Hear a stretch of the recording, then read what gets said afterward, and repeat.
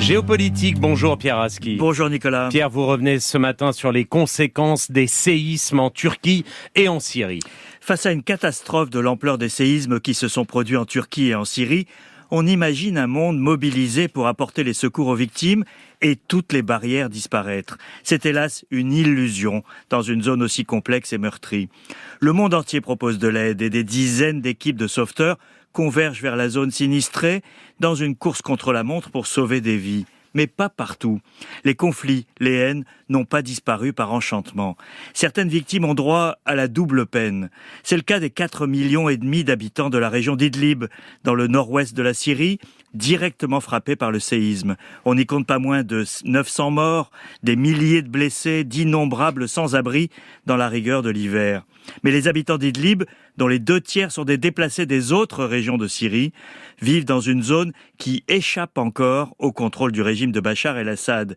Ils dépendent à 90% de l'aide internationale qui n'arrive plus. Et pour quelle raison, Pierre ? Pour faire pression sur ces millions de personnes, le gouvernement syrien et son allié russe ont progressivement restreint la possibilité de leur faire parvenir l'aide humanitaire. Il y avait autrefois 4 points de passage entre la Turquie et cette région de Syrie. Il n'en reste plus qu'un, Bab al-Hawa.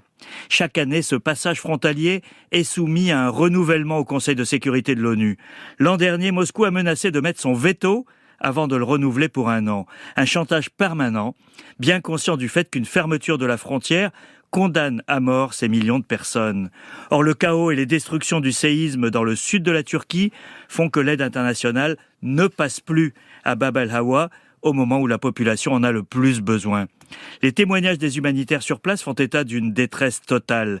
La situation est terrifiante, déclare un médecin syrien cité par le docteur Raphaël Pitti, un humanitaire français très engagé dans cette région. Et donc, Pierre, des millions de personnes sont privées d'aide au milieu de cette catastrophe. C'est exactement ça, Nicolas. 4,5 millions de personnes, dont de nombreux déplacés, vivant dans une précarité totale aggravée par le séisme. Nous sommes au cœur d'un cauchemar géopolitique. La Syrie est en guerre depuis 12 ans, depuis que la population a tenté, d'abord pacifiquement, de renverser une dictature. Depuis, le pays a été ravagé par la guerre et le régime d'Assad, aidé par la Russie et l'Iran, a repris le contrôle de la majeure partie du territoire. Il revendique aujourd'hui la centralisation de l'aide internationale afin d'acquérir la légitimité qui lui fait défaut. Mais il reste la zone d'Idlib, vers laquelle étaient dirigés les survivants des villes assiégées, et le nord-est aux mains des Kurdes, alliés des États-Unis et de la France. Ce puzzle syrien est un rappel que ce conflit n'est pas terminé. L'urgence est évidemment de permettre l'aide humanitaire à toutes les victimes, où qu'elles se trouvent, sans entrave.